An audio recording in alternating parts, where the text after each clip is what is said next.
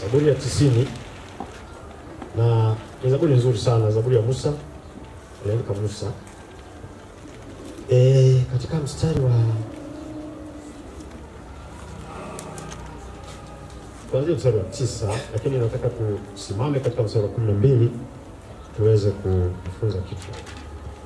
Anasema siku za miaka yetu ni miaka 70, na ikiwa tuna nguvu ni miaka 80, na kiburi chake ni taabu na ubatili, maana chapita upesi tukatokomea mara. Mstari wa 11, ni nani ajuaye uweza wa hasira yako na ghadhabu yako kama ipasavyo kichwa chako? 12, basi utujulishe kuzihesabu siku zetu, tujipatie moyo wa hekima. Anasema utujulishe, basi utujulishe kuzihesabu siku zetu, tujipatie moyo wa hekima. Anaeleza hapa mwanzo, anasema siku za miaka yetu si nyingi, maisha yetu hapa duniani si marefu. Mimi nachangaa kwa sababu sijioni, nikijitazama kwenye kioo ndio nagundua kwamba nimezeeka. Lakini ukiniona tu hivi katika fikra zangu nadhani bado ni kijana kama miaka 10-15 iliyopita. Mpaka ujitazama kwenye kioo siku hizi naona ninafanana sana na babangu alinizaa. Nikitazama kwenye kioo, bahati mbaya nikipita tu kwenye kioo hivi, sometimes namuona baba kabisa. Sasa yule mzee.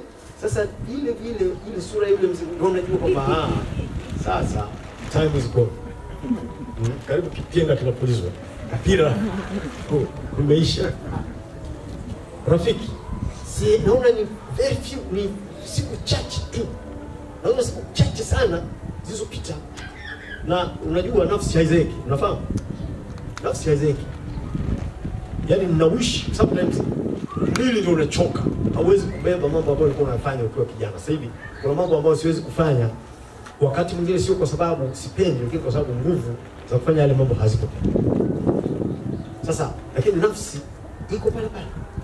Kwa hiyo utadhani wewe bado ni kijana, no. Umekuwa. Niangalia watoto wanaimba hapa.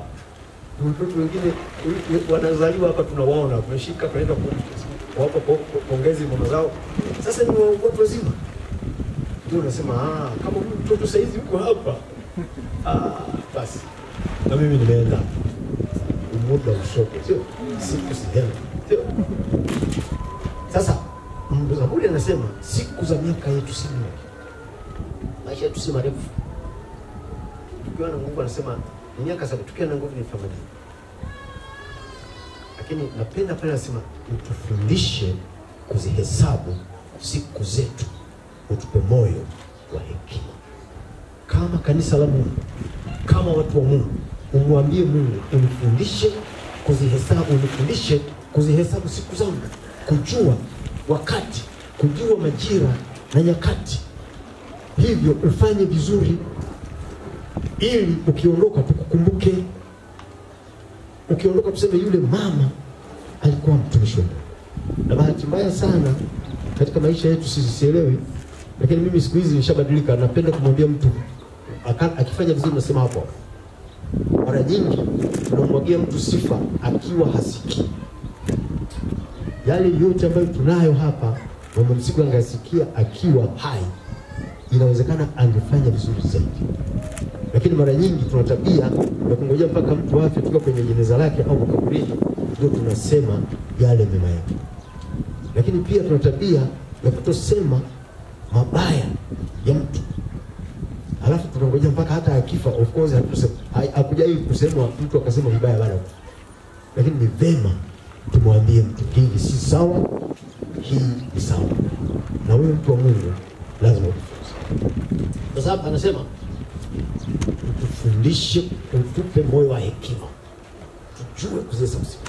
Tujue maisha yetu kwamba ni mafupi. Tujue kwamba hapa ni sehemu ya umilele. Lakini kule tunakokwenda mahali tutakapokwenda kuishi milele. Ngoja nikwambie, mbinguni ni kuzuri. Mbinguni ni kuzuri. Hebu imagine Mungu aliyeumba mbingu na nchi alisema tu iwe hivi ikawa. Iwe hivi ikawa. Yesu ameondoka miaka zaidi ya 2000 iliyopita, amesema naenda kuandalia mahali ili nitakapokuwepo mimi na ninyi muwepo. Sasa kama huyu anaomba kwa maneno, huko mahali kumetengenezwa kiasi gani?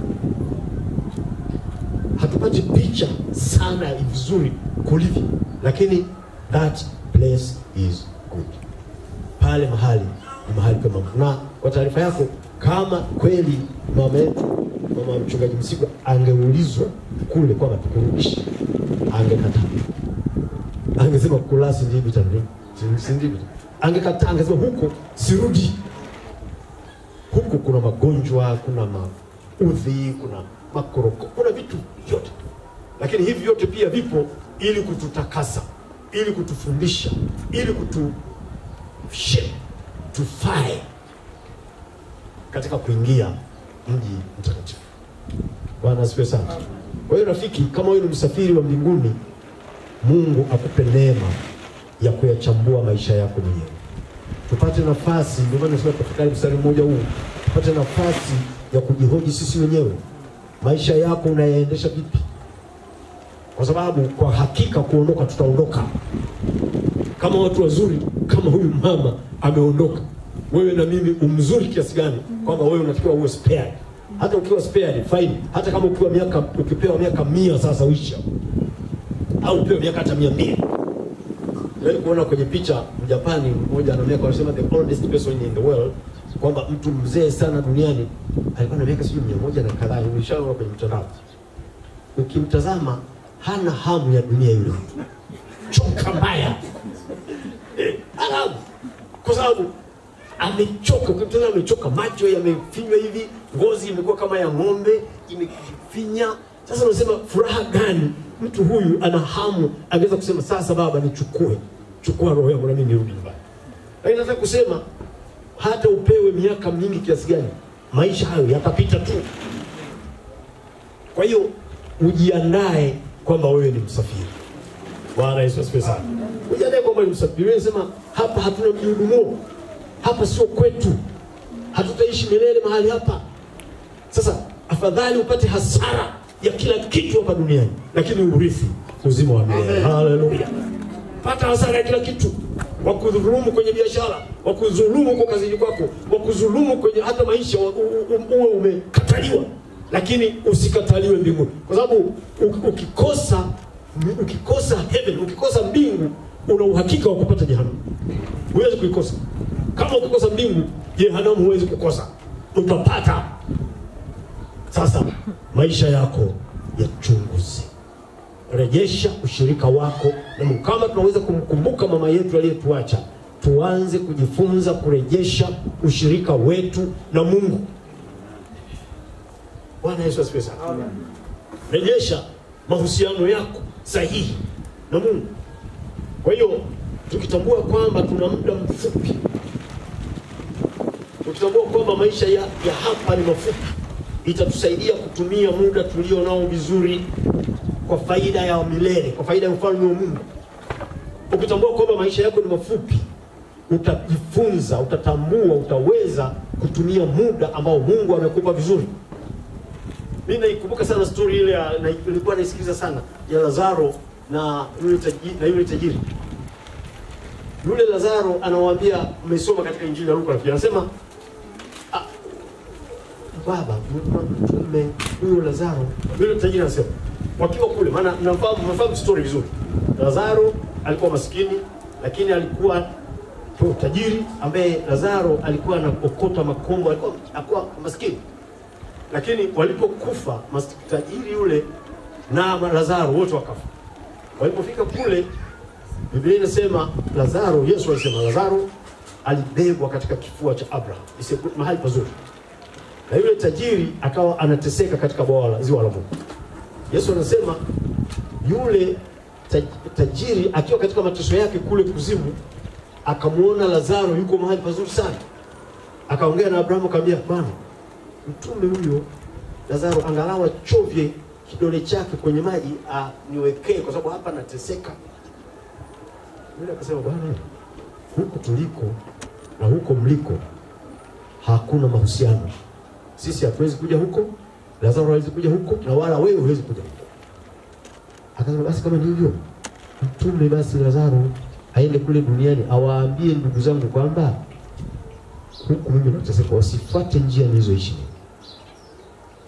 Maandiko unayafahamu yanasemaje?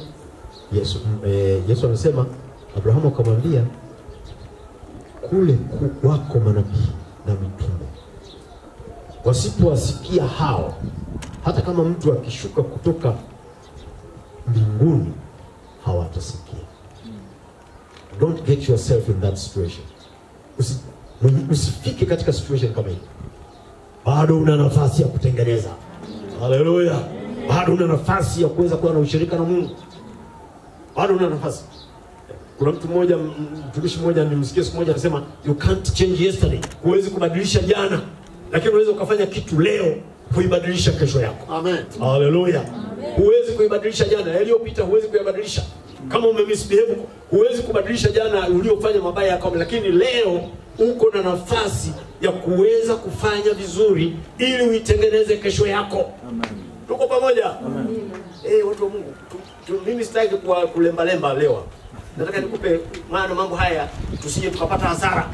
Ukasema masikini, utafika kusema masikini nimekujaje huko? Tunakuambia sasa, ubadilike. Ishi maisha yaliyonyooka. Ishi maisha ya mtumishi wa Mungu. Bwana Yesu asifiwe sana. Kwa hiyo tukitambua ya kwamba muda wetu ni mfupi, tutafanya vyema kubadilisha mwenendo wa maisha yetu. Kitu kingine cha pili, jiulize, nifanye nini au nataka nini kitokee katika maisha yangu kabla sijafa? Lazima ujiulize kwamba kabla sijafa nataka kitu gani hapa duniani nifanye kwa ajili ya ufalme wa Mungu. Mwenzetu kama tumesikia jana, na kwa hakika mama yule tu alikuwa alifanya wajibu wake. Tunafundisha wote chuo hapa, chuo kwa kanisa la Pentecostal Holiness Church, wana chuo cha Biblia. Watu wanasoma degree na diploma. Huyu mama alikuwa anafundisha diploma na anasoma degree, na alikuwa ni dean of students, mshauri wa wanafunzi. Tunakuwa na term za wiki 5. Mwezi mitatu iliyopita tulikaa pale wiki 5. Yeye kila siku utamkuta pale asubuhi. Mimi nakwenda nafundisha vipindi, naondoka, nikirudi unamkuta yuko pale. Jioni naondoka na muacha yuko pale. Alikuwa kama engine ya kitu. Alitumia maisha yake ya mwisho kama alijua. Pale kwenye mtandao, kuna mtandao ule wa wanafunzi, maelezo wanayosoma ya yule mama, sifa wanazompa huwezi hata hujai kuzijua. Alitumia muda wake vizuri. Hebu tujifunze, watu wa Mungu, kutumia muda Mungu aliotupa vizuri. Tumia muda wako vizuri. Unajua hatuna muda wa kucheza sasa. Hatuna muda wa kukaa na kucheza bao na karata. Kama uko hapo unacheza karata, na kushauri rafiki yangu, tafuta kitu cha maana. Sijasema karata ni dhambi, lakini usije ukasema yule mchungaji anasema kucheza karata. Mimi sijasema, lakini nachosema, tumia muda wako vizuri. Ishi maisha ya mtumishi wa Mungu. Fanya injili. Uwe tayari wakati ukufao na wakati usio kufaa. Uwe mtumishi wa Mungu. Kama tunataka kumwenzi mama yetu, mtumishi wa Mungu, ishi maisha yako. Usikae kizembe katika maisha haya. This is not the right time. Sio wakati mwafaka wa kuishi maisha ya kizembe. Unazunguka huna kitu cha kufanya. Fanya kazi ya injili. Bwana Yesu asifiwe. Amen. Kitu cha tatu, unajiuliza, nitachukua hatua gani hata ndogo ambayo itanipelekea kufikia kusudi la maisha yako. Mimi siku zote nasema hapa, sio washirika hapa mnanifahamu. Nasema siku zote kwamba wewe uko hapa duniani kwa bahati mbaya. Hili neno kila mtu anayekutana naye lazima nimueleze. Hata nikimshuhudia mtu namuuliza kwa hivyo hapa duniani unafanya. Wewe umezaliwa na mama. Kwa hiyo mama yako alikuzaa ilikuwa je? Unafanya nini? Umesha nasema nataka nisome, nipate kazi sawa. Ukipata kazi halafu utafanya kazi, unataka wewe ni daktari. Baada ya hapo nitatibu wagonjwa. Baada ya hapo na mngojea tu hawaishi mwingine anambia kumbuka utazeeka, utastaafu. Baada ya hapo utauzi, utaoa. Sasa baada ya kuoa utaoa watu sawa, hata ukipata watoto hata usipopata watoto God doesn't care, Mungu ajali. Baada ya hapo baada ya hapo utakufa. Tena unaweza ukafa kabla hiyo miaka unafikiri utafika kwenye malengo yako. Kwa hiyo msingi sio kuzaliwa tu.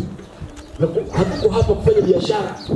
Hizo biashara ni sawa kufanya, lakini ili zitusaidie kulitimiza kusudi lake jema. Haleluya. Kwa mstari mmoja nimepata kamsari kamoja kadogo tu. Nikapo nadhani katika Kolosai. Kamsari kamwisho. Anasema hapo. Anasema Paulo anasema mwambieni Akipo aitimize ile huduma iliyowekwa ndani. Kapenda kabisa katafuta Paulo. Hapo nadhani kwenye Kolosai. Mwisho. Anasema mwambieni Akipo aitimize ile huduma iliyowekwa ndani yake. Na mimi nakuambia wewe, ipeleleze ile huduma iliyowekwa ndani yake. Maana lile kusudi Mungu aliloweka ndani yako, alilokuumba, hilo ulitimize. Ukilitimiza unaweza ukaondoka tu, tukasema kwa heri, hata kama uko na umri mdogo. Lakini uwe umetimiza lile kusudi. Sasa leo sisi hapa mtu tunamjua kabisa alikuwa mlevi, anauza pombe, ana mkorofi, mwizi, majambazi tunafahamu. Akifa tu tayari kwenye kibao tunajenga na kaburi unaandika kazi umeimaliza, mwendo umeumaliza, sijui kazi umeilinda. Sasa amelinda imani gani? Amelinda imani. Mimi huwa nikienda kwa kaburini nasoma. Kuna watu wengine sisemi lakini sisi mhukumu don't get lakini nataka nikuambie wewe, nikushake kidogo. Unakuta mtu kabisa unamfahamu, hata alipokufa tumesikia. Wengine wanafia guest na wake za watu. Sasa huyo ametubu sana. Inawezekana hatujui. Maana Mungu ni wa neema sana. Mungu anaweza kutubu mtu anytime, yani uweze kwa, lakini sisi tuliobaki tuna haki ya kusema, maana tuna mfano. Na watu walisema zamani tuliimba hivyo sasa. Mimi sina kipimo na wewe huna kipimo, lakini Yesu atakuja kupima, utaoneka. Wale wenye umri kama wakwangu wanaofahamu sana ndio. Tuliufuta. Tunacho kipimo. Haleluya. Kipimo ni neno la Mungu. Hatuwezi kusema tukukopeshe kwa kweli watu Mungu mwenye siku ya mwisho utakapokufa Mungu anajua. Au tunangojea akifa tuweze kumwombea sala ndefu. No. Wewe mwenyewe unadetermine utakuwa wapi baada ya kufa. Leo hatima yako unaitengeneza mwenyewe. Yesu amekupa opportunity. Mungu ametupa fursa ya kutafuta, ametupa fursa ya kusoma neno la Mungu, ametupa fursa. Neno tunalo. Neno linasema kwamba hataki hata mmoja wapo apotee, bali kila mmoja afikirie toba. Linasema kwamba mwana wa Mungu alikuja kutafuta na kuokoa kile kilichopotea. Sasa kama hatuokoki hapa, usiniambie utakwenda kuokoka mbinguni. There is no, hiyo opportunity ipo. Biblia inasema imeandikwa mtu kufa mara moja na baada ya kufa ni hukumu. Kwa hiyo ishi maisha ya toba rafiki. Haleluya. Kuokoka ni kuishi maisha yaliyosamehewa. Mtu aliyeokoka ni mtu anayeishi katika msamaha. Hakikisha unapokwenda kulala dhambi zako zimesamehewa. Hakikisha unapotembea barabarani dhambi zako zimesamehewa. Yaani wewe siku zote, maisha yako ya siku zote ni maisha ya wokovu, ni maisha ambayo dhambi zako zimesamehewa. Kwa sababu hakika makosa yako unayajua, uovu wako mapungufu yako unayajua. Na bahati nzuri Mungu ni wa ajabu sana. He knows. Anatufahamu. Anafahamu maisha yetu. Anafahamu miaka yetu. Anatujua vizuri. Anatujua. Na upenda mstari, hebu soma katika Zaburi ya 104 ya 104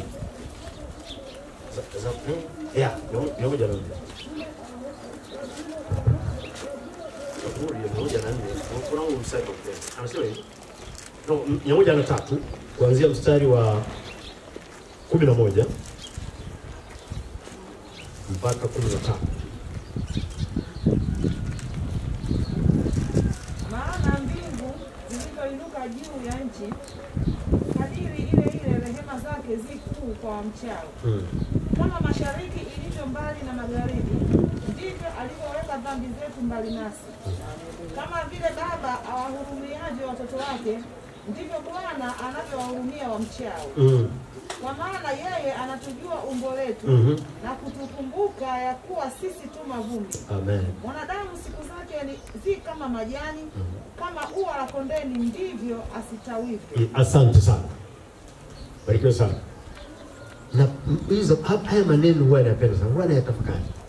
Anasema na ule mstari wa 14 huko kwingine hatuna muda, lakini mstari wa 14 anasema maana yeye anatujua umbo letu. Tena sio kutujua, anakumbuka ya kuwa sisi tu mavumbi. Oh, haleluya. Mungu aliyeumba mbingu na nchi anakujua umbo lako. Tena anakumbuka kwamba wewe mavumbi. Anakumbuka wewe ni dhaifu. Anakumbuka wewe ni mavumbi tu, udhaifu. Wakati mwingine unahuzunika, wakati mwingine unaugua, wakati mwingine unakwazwa, wakati mwingine unasikitika, wakati mwingine unakuwa na njaa, wakati mwingine hata ukishiba napo ni tatizo. Anajua matatizo yako. He knows. Anatambua. Huyo ndiye Mungu aliyekuumba. Hata haya masikitiko ambayo tumeyapata hapa, anatambua. Tena alitambua. Na alijua kwamba tutahuzunika. He knows. Huyo anakujua vizuri. Anataka ukae katika msamaha. Anasema kama zilivyo mashariki na magharibi, ndivyo alivyoweka dhambi zetu mbali nasi. Kwa hiyo mtu aliyeokoka ni mtu anayeishi katika msamaha. Usiishi na dhambi, usilale na dhambi moyoni, tubu. Unasema kuokoka ni mtu aliyeokoka ni mtu anayejitambua. Na hatutendi dhambi kwa makusudi. Ndio tofauti ya mtu aliyeokoka na mtu wa dini na mpagani. Mtu ambaye hajaokoka anaamua kwamba sasa yule msichana ni mzuri. Siku moja niwahi kuambia sijui ni hapa. Una akili ni ajabu sana. Unasikia? Mtumishi mmoja wa Mungu mkubwa sana akaniambia, tulikuwa tunajadili, akasema si kingani. Unajua akili ni nafsi, ni kitu ajabu sana. Unawezekana hata katika mahubiri hapa na hubiri hapa, kuna mtu kawazo kanakuja kama sijui niibe kidogo. Yaani kanapita. Sasa sio mbaya. Au unasikia uko hapo umekaa na ibada yote hii ambayo tumeweza kuangalia machozi. Wewe unaanza kwamba sijui nani zile hela nikizipata ni sijui mzulumu. Yaani shetani analeta karibia. Sasa hiyo huwezi kuzuia. Kwa pamoja. Naona tunataka ni kweli anatupata. Unaweza ukaa huko kwenye ibada kama hii, unamwona mama tu mke wa mtu au binti. Msichana mzuri huyu. Wewe zako analia na mzuri. Wewe kiasi akili ni kitu cha ajabu sana. Nafsi. Ndio maana Mtume Paulo anasema mgeuze nia. Haleluya. Anasema na wasii kwa sababu zake Mungu itoeni miili yenu hiyo dhabihu iliyo hai, ndio ibada yenye maana takatifu. Lakini kuna mstari wa mlango 12 mstari wa 2 nadhani anasema na wasii ndugu zangu itoeni anasema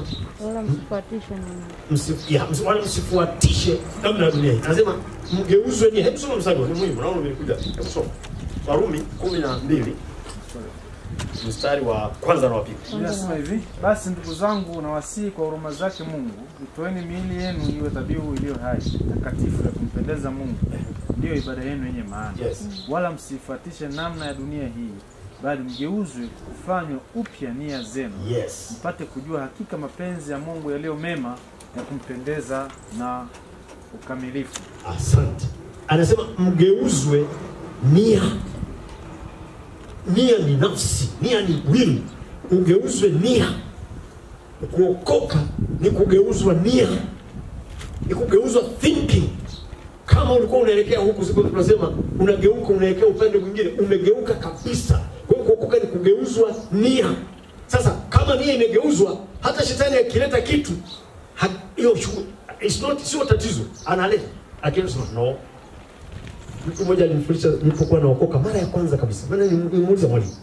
Mwalimu, mbona sasa mimi kweli nimeokoka na nimejazwa Roho Mtakatifu? Mbona vitu vizuri nikiviona na recognize? Mbona nikiona hiki nakipenda kama nilivyo napenda? Akasema ukikipenda yaani akasema sawa. Akasema kupenda sio issue. Au kukiona sio tatizo. Tatizo ni kutazama. Kuna tofauti kati ya kuona na kutazama, kama hujui. Kuona kila mtu anaona, lakini wote hatutazami. Sasa wewe kama unaona afu unatazama, wewe una matatizo na unaweza ukaenda jehanamu. Wewe kama ukiendekeza huo ujinga utakwenda motoni. Nieleze, atubiri sana baadhi ya motoni, kwa sababu unajua watu mmeokoka, lakini mkukumbusha. Kama unaona halafu unatazama, is a problem. Kuona umeona, yes, macho hayana pazia, sio? Utaona sasa, so what? Mimi mara nyingi yes nimeona. So kwa hiyo kama siku hizi watu kama mama nyinyi, vaeni nguo za adabu. Wanaume wote hawafanani. Na mnawakwaza. Vaa nguo za heshima, gauni na kuvaa vizuri. Siku hizi kina mama wanatembea maziwa yako nje. Hamjui nyinyi kinachotokea katika akili za mwanamke. Hamwajui wanaume. Na wasichana ukiweza, kwani una tatizo gani? Maziwa sio kwangu. Nini? No. Kuna tatizo, wewe unakwaza mtu hapo. Kuna watu wengine tutaona, tutaignore. Wengine wataona, watatazama.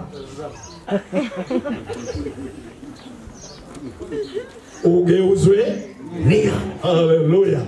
Kuokoka ni kugeuzwa nia.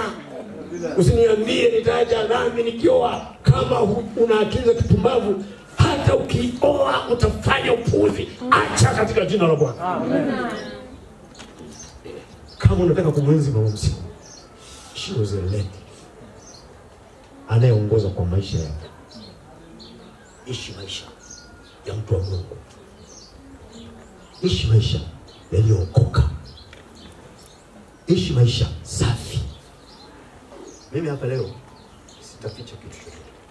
Kila kitakachokuja Roho Mtakatifu akileta, I'll speak out. Ili usaidiwe. Haiwezekani tu kulia tu machozi hapa, halafu baadaye ukapoteza nafasi ukaenda jehanamu. Hapana. Kufa sio issue. Tuko sawa jamani? Kufa wote tutakufa. Lakini swali kubwa ni unakufaje?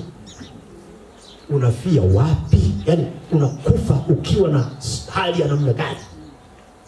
Unakufa ukiwa korofi? Ulikuwa mgomvi? Ulikuwa mpiga watu? Ulikuwa mwizi? Ulikuwa hovyo tu? Ulikuwa mwenye tamaa? Ulikuwa unatazama, unaona na kutazama?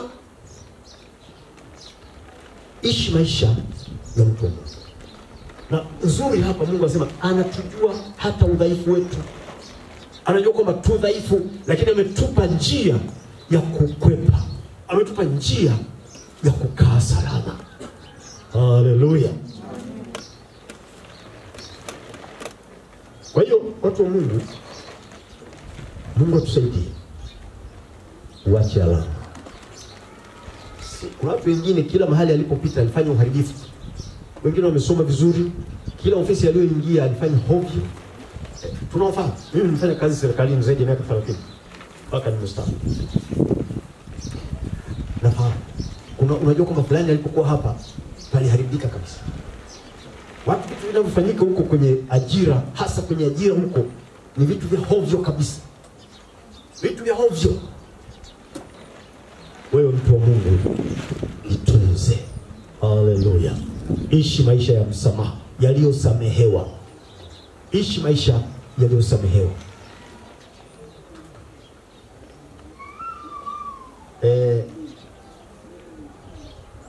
Mungu ametuwekea mpaka tusioweza ku.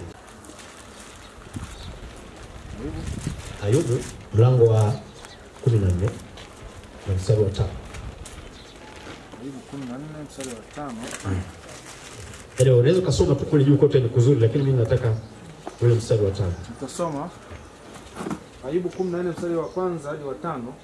Mwanadamu aliyezaliwa na mwanamke siku zake si nyingi, naye hujaa taabu. Yeye huchanua kama vile ua, kisha ukatwa. Hukimbia kama kivuli, wala hakai kamwe.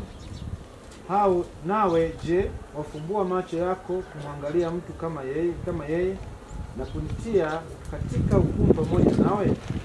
Nani awezaye kutoa kitu kilicho safi kitoke katika kitu kichafu? Hapana awezaye. Kwa kuwa siku zake zimeamriwa, hesabu ya miezi yake unayo wewe. Nawe umemwekea mipaka yake asiyoweza kuipita. Asante. Haleluya. Nazulia ile mstari wa 5. Anasema kwa kuwa siku zake zimeamriwa, hesabu ya miezi yake unayo wewe. Anasema nawe umemwekea mipaka yake asiyoweza kuipita. Rafiki, haya ni maneno ya Mungu. Siku zako, miezi yako, tena hazungumzi hata miezi utakayoishi imehesabiwa. Lakini pia Mungu ametuwekea mpaka ambayo hatuwezi kuivuka. Yaani ule mpaka wako ukifika hutaendelea. Ndio maana nimesema kuna wengine wanakufa vijana, wengine wanakufa watu wazima, wengine miaka 100, wengine miaka imeendelea. Wengine mpaka wamechoka. Nakumbuka baba yangu alisimulia habari za mzee mmoja, alikuwa mwalimu wa dini kule kwetu. Baba alisema yule mzee alizeeka, mwishowe alikuwa anaomba tena, Bwana nichukue sasa. Bwana nichukue sasa. Yule mzee alikuwa mtumishi wa Mungu yule mzee.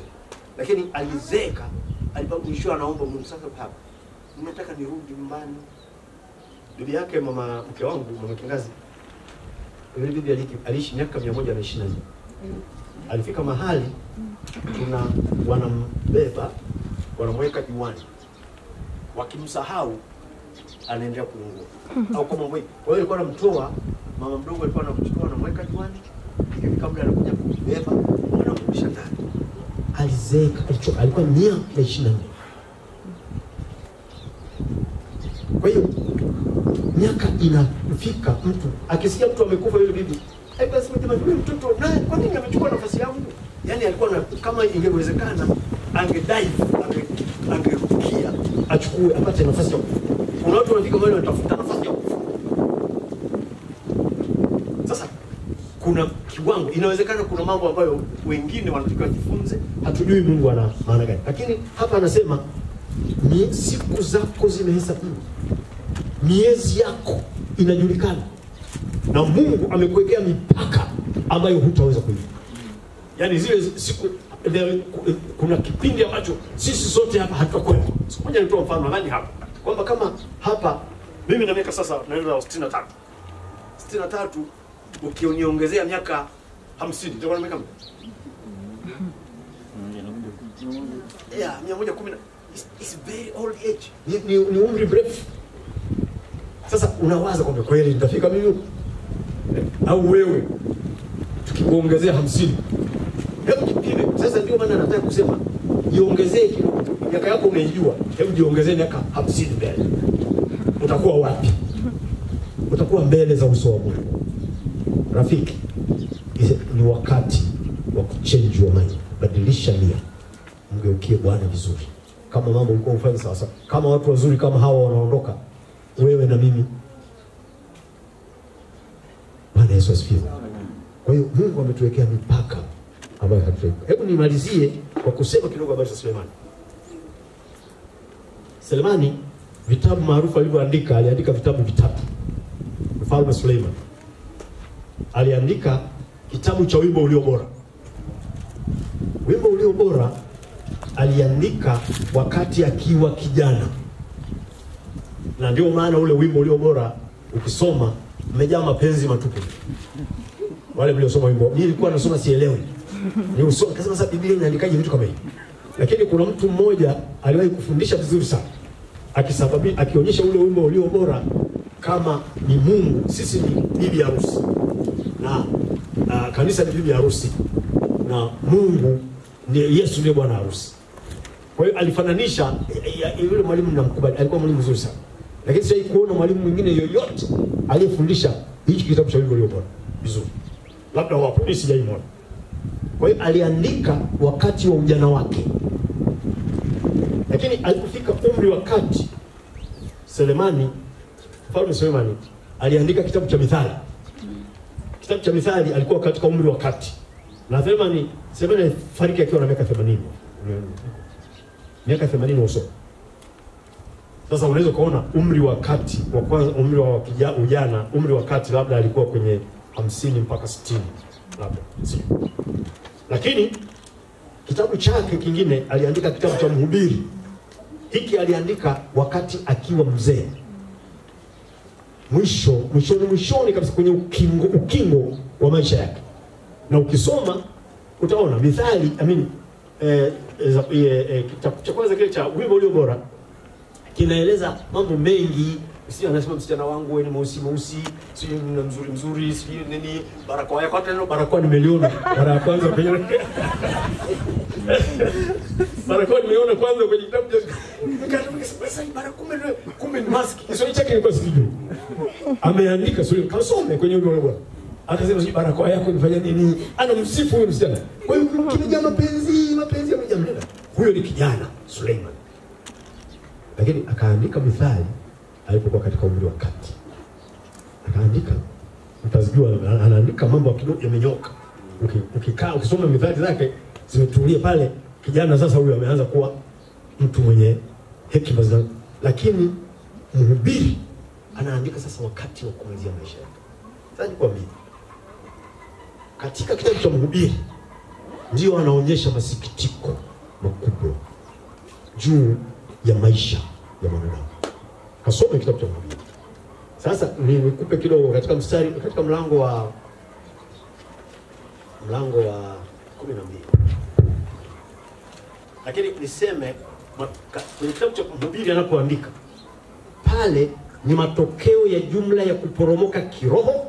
Yaani kiroho kilikuwa kimeisha, ibada ya sanamu ilikuwa imetamalaki katika maisha yake, maisha ya anasa na dhambi yalimwacha akiwa amekata tamaa juu ya anasa na mali kama njia ya kupata furaha. Huyo ni Sulemani anapoandika kitabu cha Mhubiri. Yaani alikuwa sasa ameandika katika baada ya maanguko ya kiroho, na alifikiri kwamba angepata furaha katika kutafuta mali na anasa za dhambi na kujitafutia furaha katika mwishowe, akaona hakuna chochote. Ndio ukifika katika kitabu cha Mhubiri sasa anaandika, anasema ubatili mtupu, mambo yote ni ubatili. Bwana Yesu asifiwe sana. Ile neno ubatili linaonekana mara 37 katika kitabu. Kasoma 37 times linaonekana.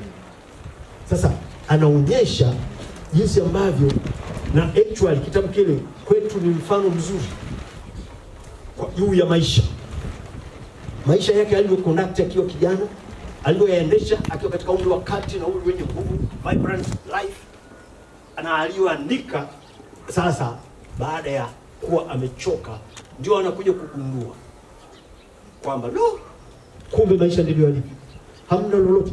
Alikuwa na wake 700. Sio mnajua masuria 300. Masuria ni concubines, maana yake hawala. Sio? Alikuwa na wanawake wa halali, nadhani hao wamewalipia mahari. Kwa sababu uwezo wa kulipa mahari alikuwa nao. Alipa mahari, kwa hiyo humo katika wanawake 700 alipata mashemeji zaidi, sio hatuambiwi. Lakini unaweza kufanya rafu, wewe una mashemeji wangapi kwa mke mmoja? Sasa hebu zidisha mara 700. Hao ndio mashemeji zake. Alikuwa na wakwe zaidi ya 700 vile. Lakini hao ni wale aliowaoa tu rasmi. Lakini hao ambao sio rasmi walikuwa 300. Wote hao ni enzi za ujana na nguvu. Na wale wanawake ndio walimuingiza katika ibada za sanamu na kutengeneza vitu vya kuabudu vya miungu isiyo Mungu wa kweli. Kwa hiyo walimpeleka kubaya. Wengine walikuwa ni watoto wa wafalme wa kina Farao na wa Edom, wa nani, makabila ambayo sio wao. Kwa hiyo alijaza. Ukisoma habari za chakula kilichokuwa kinaliwa nyumbani mwake utashangaa. Mwishowe huyu mtu with all the riches, una utajiri wote na fahari, anasema ubatili mtupu. Ubatili mtupu. Sasa soma mstari wa mlango wa 12. Huko kingine soma mlango wa 12 na tutamaliza mlango wa 12 mstari wa mlango wa 12 kuhubiri.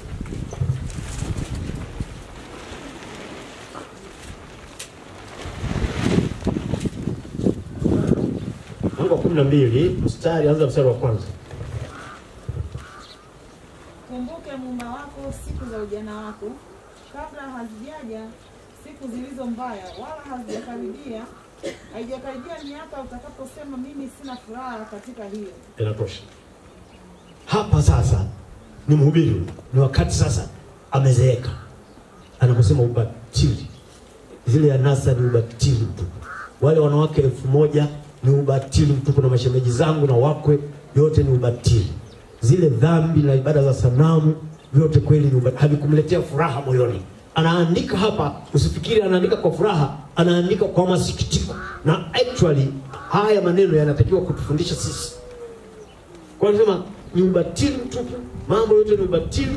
Ule mlango wa 11 ukisoma mstari wa 9 anasema wewe kijana, ufurahie ujana wako sawa, na moyo wako ukuchangamshe siku za ujana wako, ukaziendee njia za moyo wako na katika maono ya macho yako. Lakini ujue wewe ya kwamba kwa ajili hayo yote Mungu atakuleta hukumuni. Anasema kwa hiyo ondoa majonzi moyoni mwako, nawe uondoe ubaya mwilini mwako, kwa maana ujana ni ubatili na utu uzima pia. Sasa pale anawaonya vijana, anaonya. Anasema mkumbuke sasa. Yaani yeye anaonyesha alivyoharibu, sasa anakusaidia wewe usiharibu kama yeye. Alikuwa mtu mzuri.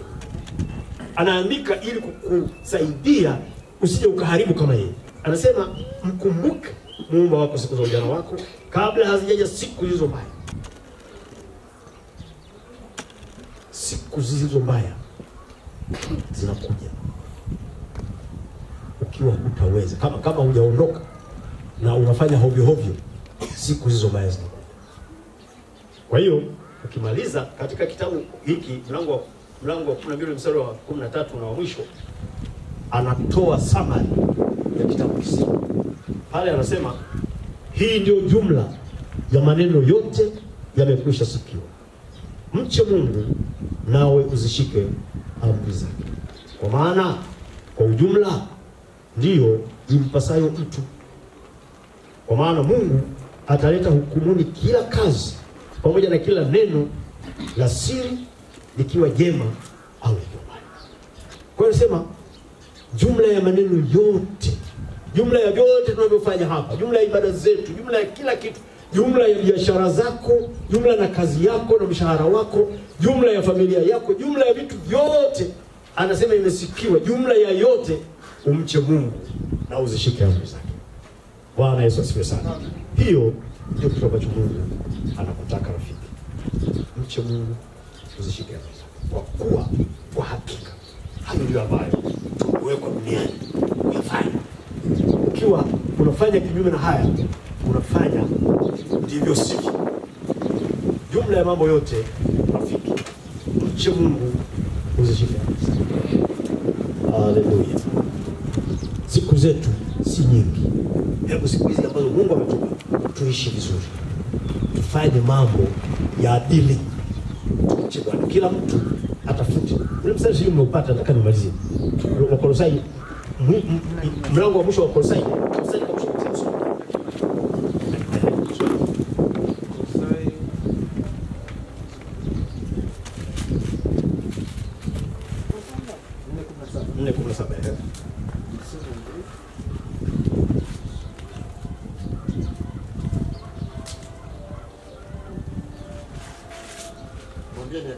Mwambieni akipo.